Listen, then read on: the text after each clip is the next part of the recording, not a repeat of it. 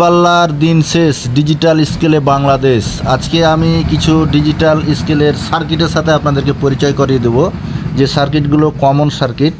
স্ক্রিনে দেওয়ার নাম্বার থাকবে, আপনারা যে কোনো স্কেলের সার্কিট যে কোনো ধরনের সমস্যা হলে আমার সাথে যোগাযোগ করবেন। আমরা 1977-এর একটি সার্কিট দিয়ে আপনাদেরকে পরিচয় করাই। এটি RFL 100 কেজি স্কেলে থাকে। এটা অনেক সুন্দর একটি সার্কিট। এই সার্কিটটা কিন্তু সব জায়গায় পাবেন না।